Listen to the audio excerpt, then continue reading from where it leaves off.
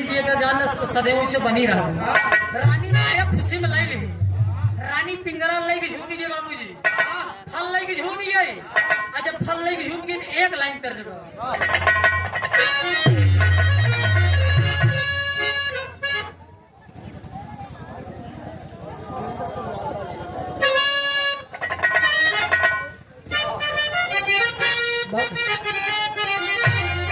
यह लाइन बड़ी पुरानी लाइन बा कि अरे बागिया में कुह के काली पयलिया,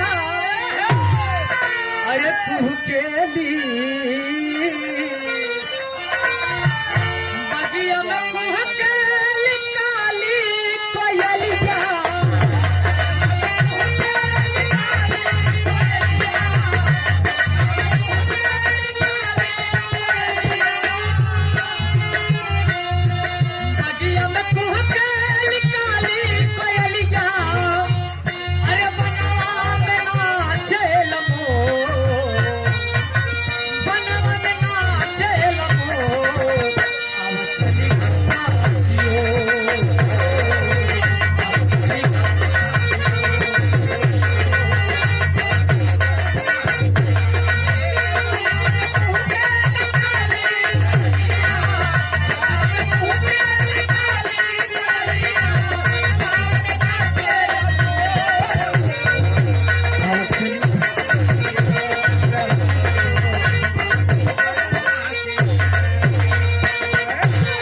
देखें 201 रुपए देकर सम्मान किया गया हमारे बड़े भाई विवेक जी की तरफ से।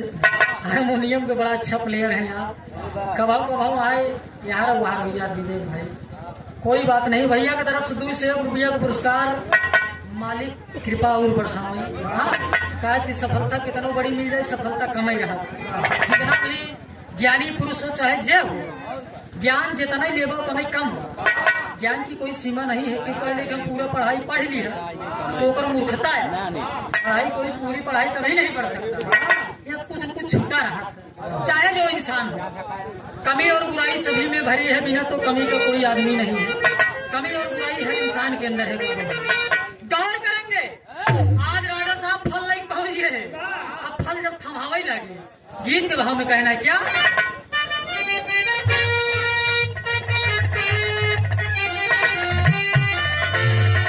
चांद से प्यारी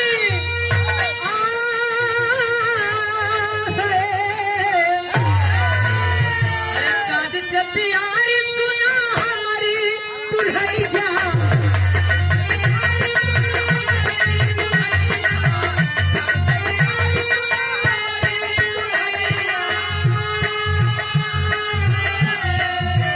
हमारी दुल्हनिया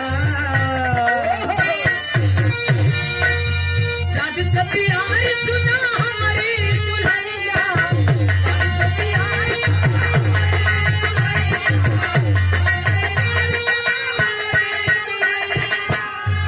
अरे फेर दे तू हमारा क्यों, अरे फेर दे तू हमारा क्यों, सुनरी लखन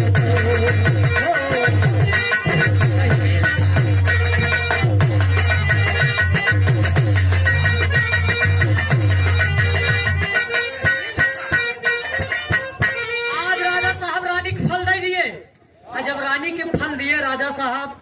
आज रानी करत क्या हुआ, अब राजा साहब तो रानी से प्यार कर रहे हैं। राजा साहब रानी से प्यार कर रहे हैं, गौर करेंगे बाबूजी। लेकिन जब रानियों फला पाएंगे, कभी जी जब वो फला पाएगी तब वो सोचत ऋषि जी राजा फल दिए, ऋषि जी राजा साहब को फल दिए। राजा साहब नहीं खैर रानी के दे दे। आज जब रानियों फलक पायस, रानी पिंगला जब फलक पायस सोचत बेटा हम का खाई, हम तो प्रेम करी थे वो कोतवाल से जो सैनिक बा। हाँ हम उसी प्रेम करी थे।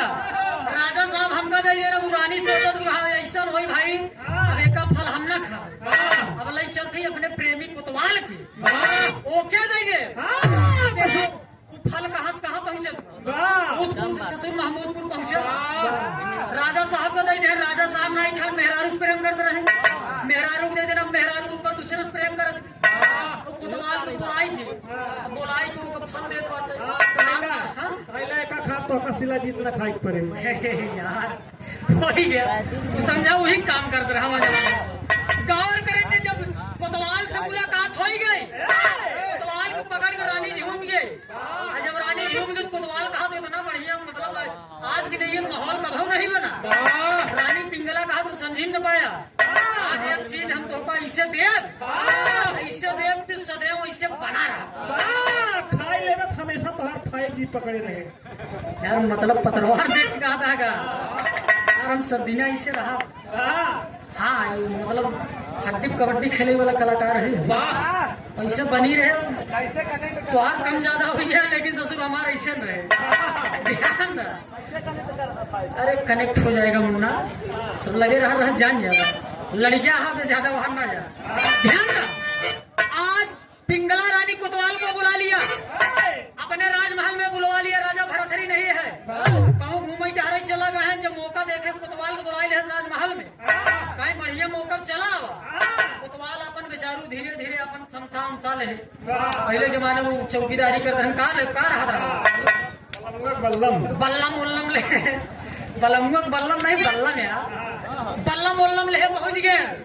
रानी साहब जब पास पहुंच गए, जब रानी साहब पास पहुंच गए तो भाई रानी साहब बैठाई ली, पहले बैठाई ली, बैठाई बात करत का ही बिरहा हमारा बड़ा कम समय में ब्याह खत्म हुई वाला है। अब नंबर हम पुष्पा जी के दे दिए, एक लाइन और तर्ज लग गया।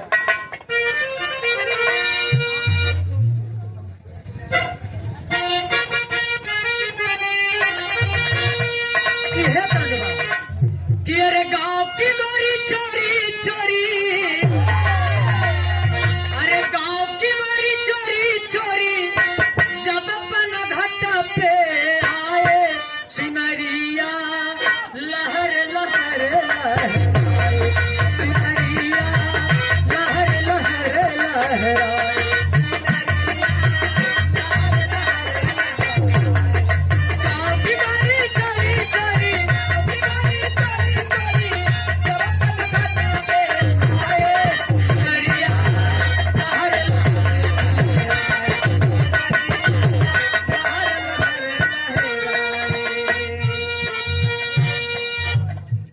जोरदार ताली बजा के आप सब सम्मान करेंगे। आपके क्षेत्र के बड़े ही होनहार कलाकार, जितना मैं प्रशंसा करूं उतना ही कम।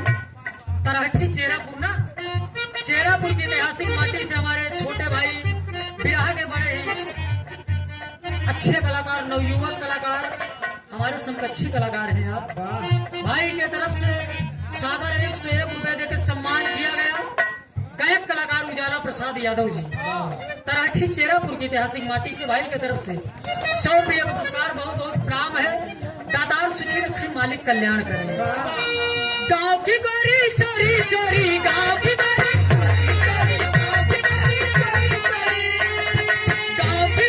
चोरी चोरी, जब अपन घाट पे आए सुनरिया लहर लहर लहर, सुनरिया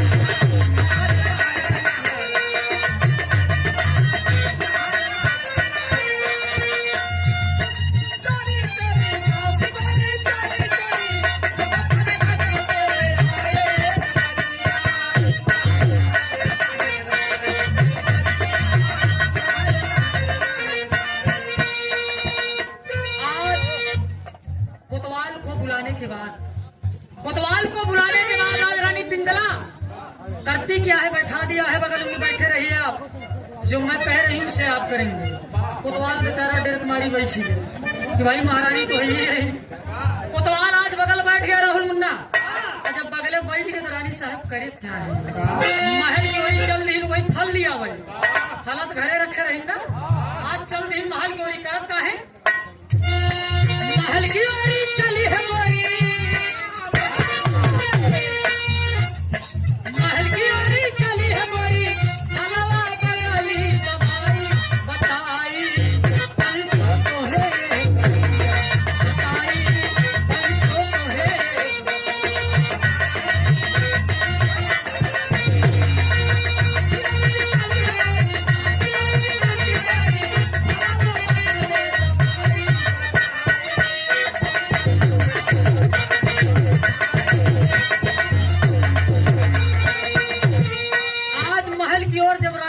चल दिया।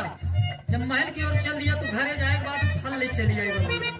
जब वो फल लेके चली आई, आज जब कोतवाल के थमावे लागे थी तो ओका कहत है कि एकर फल ना समझे, एकर गुण बतावत है का गुणों की खान है ये, बतावत है गुणों की खान है ये, बड़ा वरदान है ये, गुणों की खान है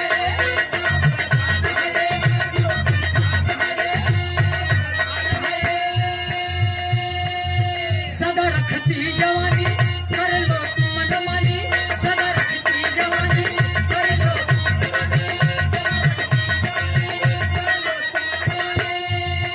अरे फल लेके तब हुआ बताई। आज कोतवाल फल लेने के बाद बाबूजी चल दिया। फल लेने के बाद आज अपने घर को चल दिया। शाम की बेला है महेंद्र भाई, शाम की बेला है। आज कोतवाल फल लेने के बाद जब चल दिया अपने घर पे आया है, विचार कर रहा है कि आखिर रानी साहिबा ने इस फल को राहुल ना इस फल को मुझे दिया है। अब बताए हैं कि एकर गुण बढ़िया बढ़िया बताए हैं कि एकर जे खाए सदैव जवान रहे। अब कोतवाल सोचत हो कि एकर हम का करी, विचार करत कि मेहरारू को अपने का दे दे। अब अपना नहीं खा सका फल अपनो नहीं खाए। रानी साहिबा कोतवाल से प्रेम करते हैं, लेकिन कोतवाल से कोठे प्रेम करते। अब देखा ही फल कहाँ पहुंचे। कोतवाल जब बनबा सोचत कि रानी साहिबा से हम प्रेम करी थे, ये सोचत है कि हम जवान के जवान रहे, लेकिन हम तो कहूँ और प्रेम करी थे। एक हो न हो लेके चली और कोठे में लग जाए जौने बेस्या से हम प्रेम करी थे। जिस बेस्या से मेरा प्रेम प्रसंग है, अगर ऊपर लेके चल गई दे तो खाई फूल रहे, जब फला के खाई सदैव जवान रही, एक जान मनोरंजन करत रहे। हम जब जाते एकदम मनोरंजन हमार होत रहे। विचार कर लिए, विचार करने के बाद आज कोठे पे पहुंच गया। वो आज फल लेने के बाद कोतवाल एक हाथ में फल लिया है। जब कोठे पे पहुंच गया, कोठे पे पहुंचता है आज देख रहा है कि मुजरा हो रहा है। आज जब मुजरा हो रहा है राहुल मुन्ना तमाम प्रकार के आज मुजरा गावत है। कोठे पे आप चले जाएंगे बेस्या लोग गावत है, हाय हाय हाय हाय हाय हाय कहे रे उड़ता है चिड़ैया,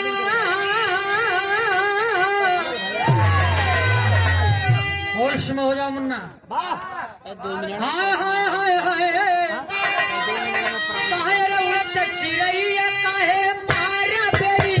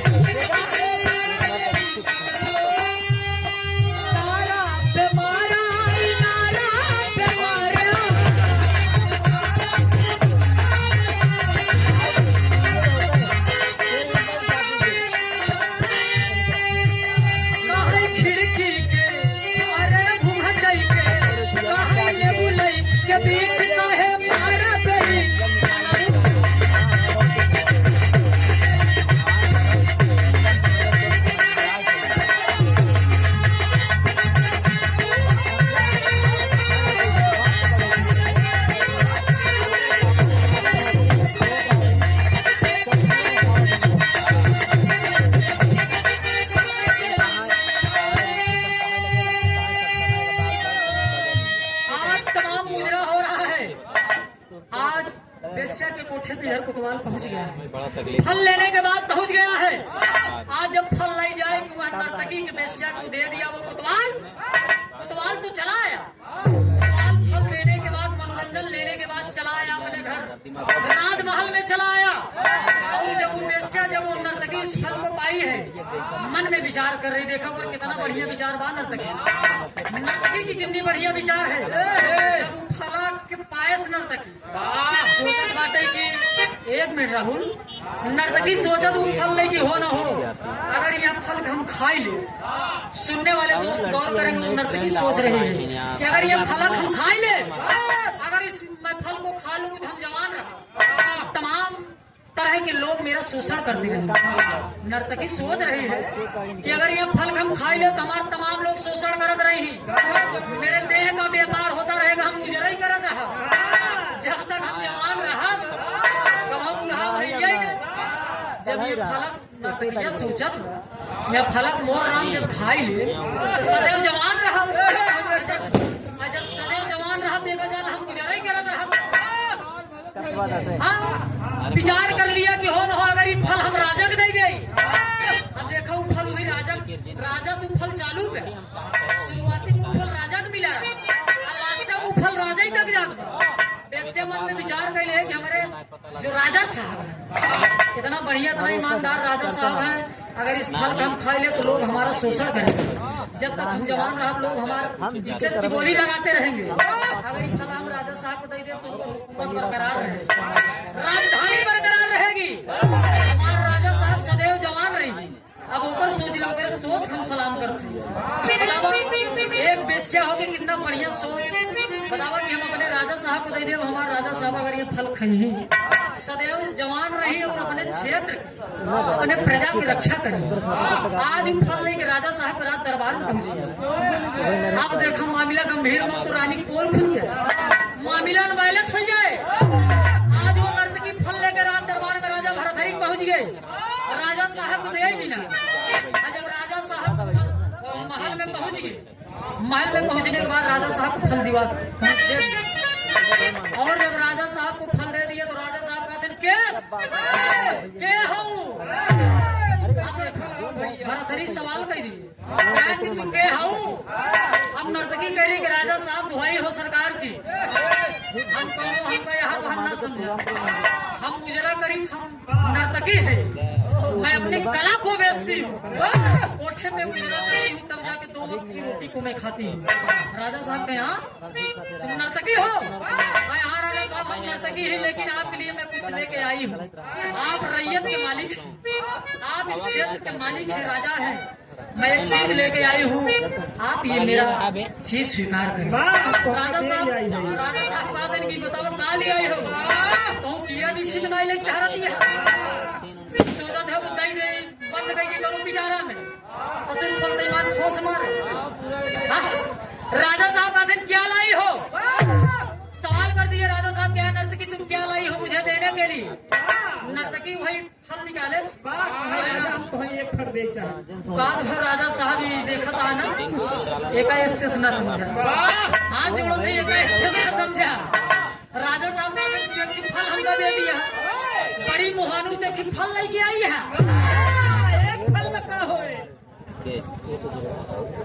देवालाल कहानी खत्म करो, प्रमोद लाल कहानी खत्म नहीं, प्रमोद गायकी नहीं हीरो कुछ गायकी नहीं प्रमोद बढ़िया बढ़िया बढ़िया। कटाक्ष वाला जो कहा था धुन तर भाई पूरा अगर धुने तर थोड़ा बिहार सुनैया बैठा है। हम बस यार खत्म करे वाला है धुन तर तब हो पहले फिर गिरावत हो जाएगी नहीं तो आजकल विरह ससुर धुने ही तर विरह कहा बस खत्म हुई। और 2 मिनट की कहानी और बची है साथी, गान करेंगे। राजा भरथरी सवाल कर दिए कि नर्तकी तुम ये फल कहाँ से लाई हो? नर्तकी ने बताया कि राजा साहब ये फल चाहिए जहाँ से मिला हो। सवाल कर दिए फला ला खाई लिया आप हर से नहीं फला की महत्व हुआ कि आप जब खावत जवान रहा। राजा साहब का तमाम प्रकार के ससुराल मतलब कि पिस्ता बादाम काजू सब हम खात थे तमन जमाना ही होते। अभी नर्तकी कहा तो फल खाई तू जवान रहा, बड़े सोच पड़ गया वही फला लाई ली। फल लेने के बाद सवाल कर दिए, पूछने लगे आल्हा के भाव में कहना है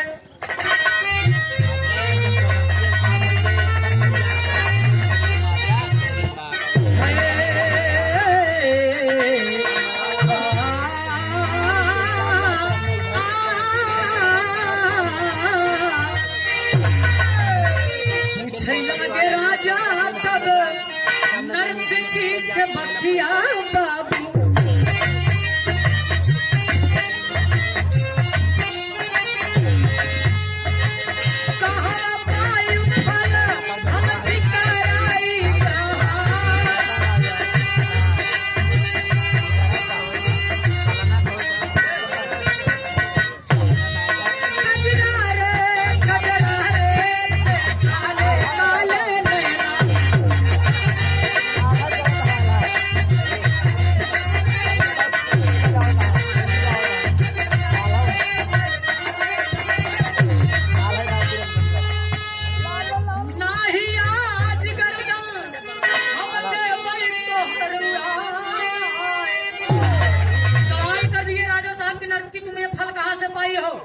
ई फला तो जाना पहचाना लागत बाटे।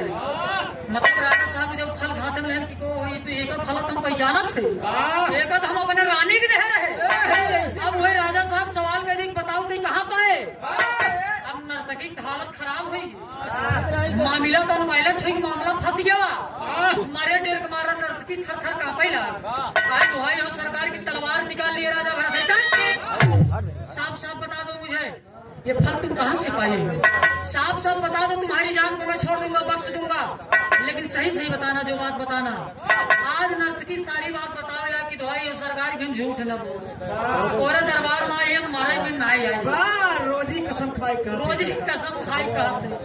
ये फल हम जब अपने कोठा पे जब हम मुजरा कर रहे, जब अपने कोठे पे मैं मुजरा कर रही थी तो एक कोतवाल है जैसे हम प्रेम करी थे, वो कोतवाल महाराज एक जान वही हमका फल दे वो फला दे एक बात कही कि अगर एक खाई ले सदैव जवान रहे। वही महाराज हम सोचा कि ऐसे बढ़िया हम कोइन के दे गौर करेंगे। जब वेश्या के ऊपर जब राजा साहब चढ़ाई करें, जब एकदम चढ़ाई का मतलब ये जब चाँद चढ़ाए आई बोल के दे तलवार निकाल लिए। वही वेश्या का तब तक तुम दरबारी जो रहा, जो पिंगला से प्रेम करता है कोतवाल खड़ा रहा। जब महाराज वेश्या इशारा कर काय महाराज यही दे, काय महाराज यही दे।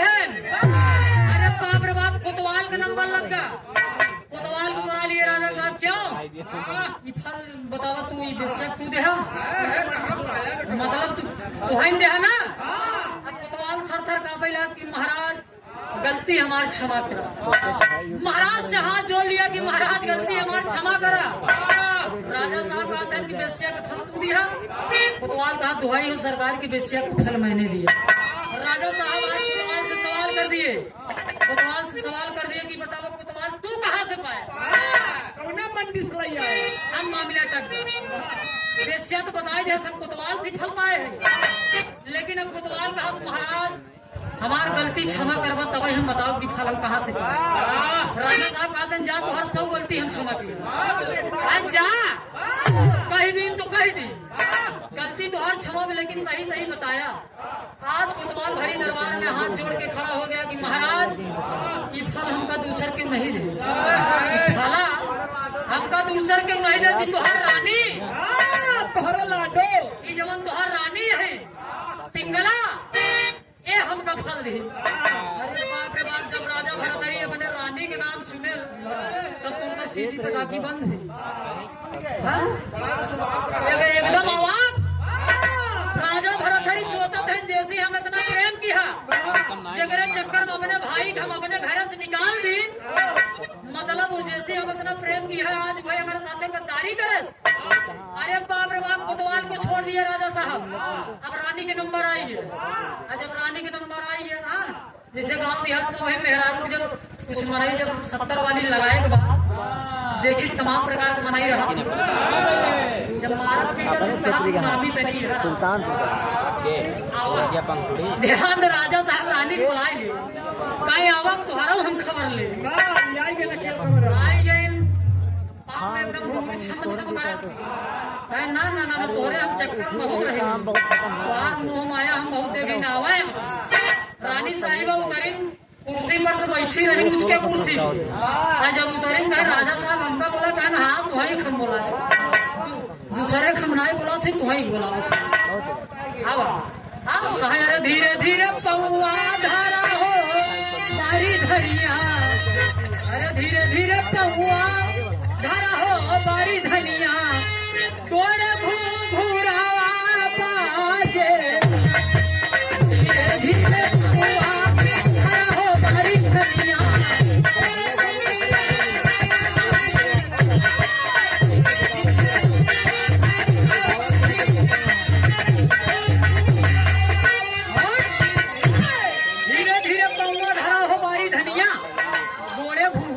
रानी साहिबा झपकर के आई गई, राजा साहब के सामने खड़ी हो गई।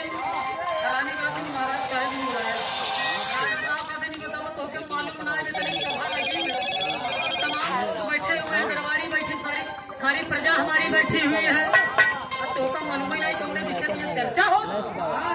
सवाल कर दिए राजा साहब की बताओ जो हम तो क्या फला दे रहे बताओ तुम करे का महाराज को तुम खाई रहे सब ऐसे बनी है कहा तुम खाई रहे हो रानियों का आदमी ना ना राजा साहब को खाई गए ये कदे तो कोतवाल का दे कहे तू हाउ चलावा कोतवाल के गर्दन के सामने तलवार लगा दिए राजा साहब बताओ तुम फल कहां पाए कोतवाल सारे पास पूरे राज दरबार में हाथ जोड़ के खड़ा हो गया महाराज जो कहूंगा झूठ सही करा हम भावना का हां भाई महाराज हम झूठ बोले का ये हमारा आदत बात है राजा साहब जौने फल में आप चर्चा का धारानी दी है आप भी यही रानी पिंगला उठा लिया धमका दे दी अरे बाप रे बाप जब पिंगला सुने कि राजा साहब की बात मालूम चली लगी गोड़ हाथ गिर के रो भाई लेकिन गौर करेंगे आज राजा भरतरी कोई दिमाग खुल गया बतावा हम राजा साहब कहते हैं करे तोरे चलते हम अपने भाई के मतलब घरे से निकाल दिए आज एक सवाल हम तुझसे पूछे बस 2 मिनट का और कहानी बची है साथी सुनने वाले ध्यान नहीं राजा भरतरी कहते हैं एक बात हम पूछा था ये सही बताए पिंगला कहा महाराज हमारी गलती माफ कर तोर गलती माफ कर लेकिन एक बात हम कहते बताओ पिंगला कहा कौन बात महाराज राजा भरतरी कह रहे हैं कि बताओ जो हमारा भाई विक्रमादित्य रहा कि बताओ तोरी इज्जत सही लूटे रहते न खड़ा होने अब उनका संदेह हुई अपने रानी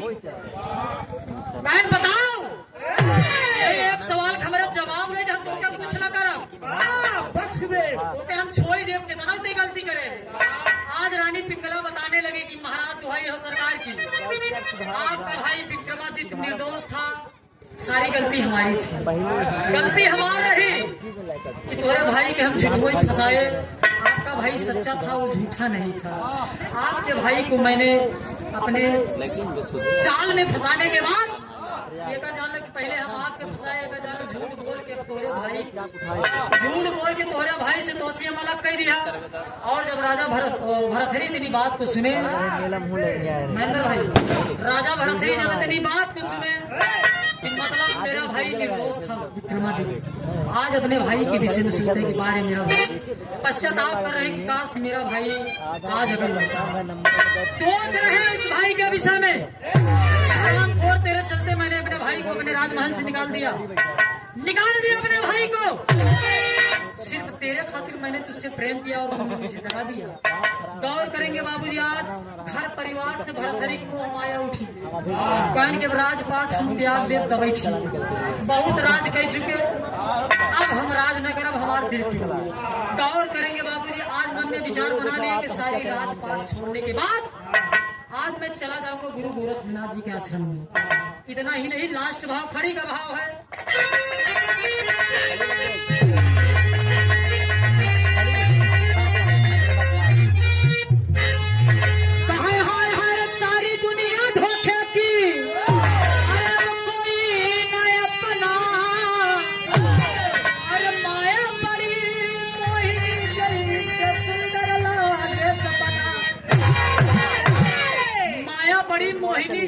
लागे जैसे सुंदर सपना माया का नगरी में जब उलझी के तुलझी एक लाइन हमारे उस्ताद गाँव कर जग में बना दिए कहे जग में बना दिए करतार नार माया कई मछिया जग में बना दिए करतार नार माया कई मछिया किए आप माया की रचना जिसमें सब संसार फंसा उन्हीं आंखें पकड़े यार बड़े बड़े सरदार ले जाए घर पहनवाए जाना एक बार जोरदार ताली बजा के सम्मान करेंगे सब आपके क्षेत्र के कलाकार बिरहा के बड़े ही शानदार जाबाज जवाबी बिरहा गायक बम्बई में इनका जलवा रहा बारे मेरे दोस्त तराठी हेमापुर की ऐतिहासिक माटी से बड़का भैया हमार अमिताभ यादव जखमी जी बिरहा के बड़े ही होनहार व सुंदर कलाकार अरे आजकल भाई के तरफ से 200 रुपए देकर सम्मान किया गया बहुत बहुत प्रणाम है आशीर्वाद की प्रतीक्षा एक लाइन और बात बस विराह हमारे समाप्त ही बस रोक दे आज राजा भरतरी बस बंद कर महाराज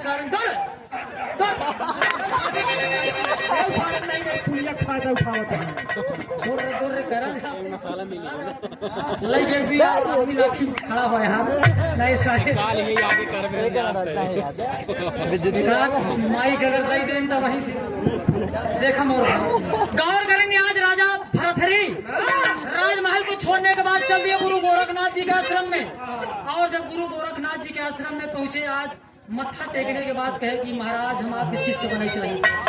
आज गुरु गोरखनाथ जी राजा भरथरी का अपन चेला बना लिए, शिष्य बना लिए। शिष्य बनाने के बाद कहे बेटवा इससे ना हो, जब तक तू अपने घर से भिक्षा न होगा, घर से जब तक तू अपने भिक्षा न पाऊंगा तब तक तुम्हारा जो अगर मांग सफल न हो।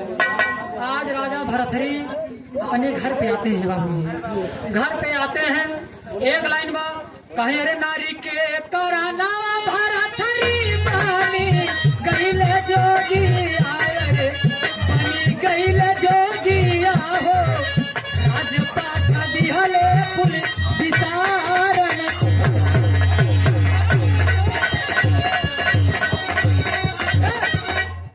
आज राजा भरथरी भिक्षा मांगे जोगी रूप में चल दिए गुरु गोरखनाथ जी के आश्रम से अपने घरे।